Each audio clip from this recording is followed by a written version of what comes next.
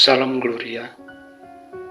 Hari ini Kamis tanggal 7 Januari 2021. Selamat pagi. Kembali lagi dengan saya Nobertus Nanggu dari Distrik Uskupan Tanjung Selor, Kalimantan Timur, Berau. Di Senyum Pagi THS THM. Senyum pagi yang membawa sukacita di kedalaman hati. Hari ini saya akan membawakan firman Tuhan yang direfleksikan dari Injil Lukas bab 4 ayat 14 sampai 22.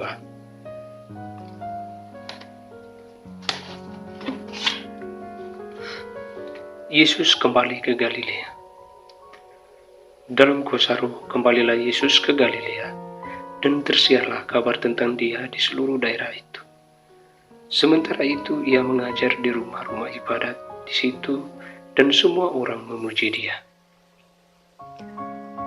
Ia datang ke Nazaret, tempat Ia dibesarkan, dan menurut kebiasaannya, pada hari Sabat Ia masuk ke rumah ibadat, lalu berdiri hendak membaca dari Alkitab. Kepadanya diberikan kitab Nabi Yesaya, dan setelah dibukanya, Ia menemukan nas, di mana ada tertulis, "Roh Tuhan ada padaku, oleh sebab Ia telah mengurapi aku, untuk menyampaikan kabar baik kepada orang-orang miskin, dan Ia telah mengutus aku untuk memberikan pembebasan kepada orang-orang tawanan dan penglihatan bagi orang-orang buta, untuk membebaskan orang-orang yang tertindas, untuk memberitakan tahun rahmat Tuhan telah datang."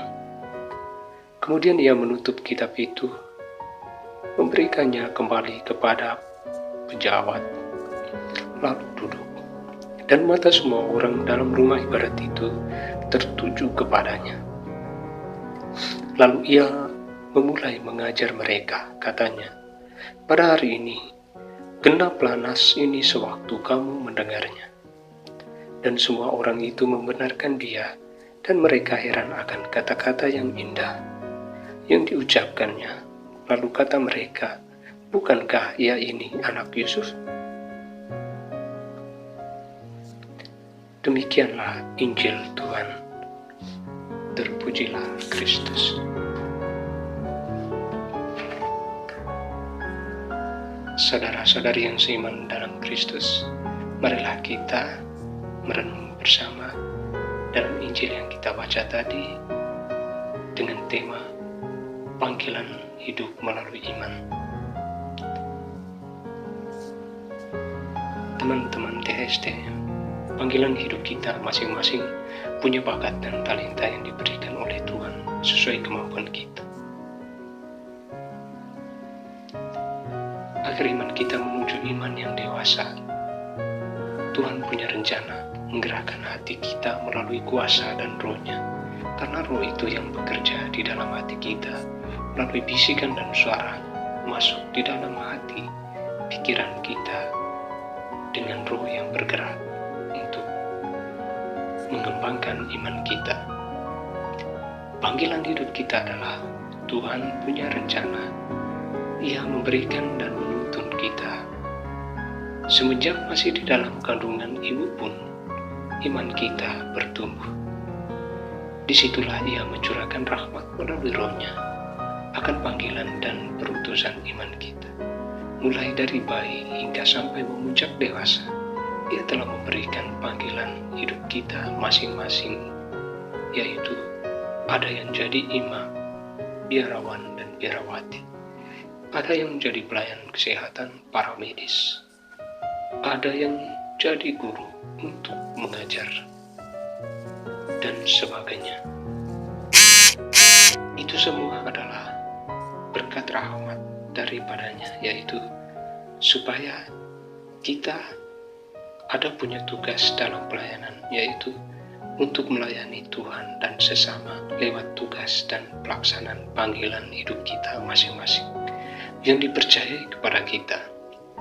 Karena itu disitulah puncak iman kita semakin besar dan semakin dewasa dalam tugas dan pelayanan kita, serta selalu rendah hati dalam melaksanakan dan menerima panggilan hidup kita di dunia ini. Sebagaimana Tuhan telah melayani kita, begitu juga kita akan melayani sesama dengan setulus hati. Dan mungkin ada di sekitar kita yang belum terwujud dan tercapai cita-cita kita. Marilah kita mendekatkan diri kepadanya. Yesus yang memberi dan menunjukkan jalan yang terbaik bagi kita, agar cita-cita yang kita inginkan dapat terwujud dan terlaksana oleh kehendak-Nya. Semakin kita meminta dan mengetuk pintu hatinya, pasti Dia akan memberikan sesuai apa yang kita minta. Karena Ia adalah Maha Tahu, Maha Bijaksana dalam segala hal apapun. Karena tanpa campur tangan Tuhan, pasti kita tidak bisa berbuat apa-apa. Marilah kita bahu-membahu untuk menolong sesama yang berkekurangan, baik dalam fisik, iman, mental, agar memberikan kelegaan bagi yang kekurangan, terutama kekurangan iman, dan selalu memberikan yang terbaik bagi sesama. Disitulah iman kita semakin nyata, saling mengasihi seperti Tuhan mengasihi kita. Kita mengasihi saudara kita lewat bantuan dan didikan yang baik ke jalan yang benar, terutama teman-teman kita yang masih mau membutuhkan bantuan dari kita lewat campuran dengan tangan Tuhan dari segala kekurangannya. Dalam Injil hari ini, Yesus mencanangkan misi pelayanannya. Sejak dari awal sudah tergambar siapakah Yesus. Dia sudah dibuatkan oleh para nabi. Sejak usia 12 tahun, sudah senang tinggal di bait suci. Sebagai rumah bapaknya, ia juga ditunjuk oleh Yohanes Pembaptis sebagai anak domba Allah yang telah dijanjikan dunia. Ketika Yesus membaca nubuat Nabi Yesaya, Roh Tuhan ada padaku, oleh sebab Ia telah mengurap aku untuk menyampaikan kabar baik kepada orang-orang miskin, untuk memberitakan pembebasan kepada orang-orang tawanan, penglihatan bagi orang buta, dan membebaskan orang yang tertindas, untuk memberitakan tahun rahmat Tuhan datang. Inilah saatnya bagi Yesus memberitakan misinya. Hari ini, genaplah nas sewaktu kamu mendengarnya.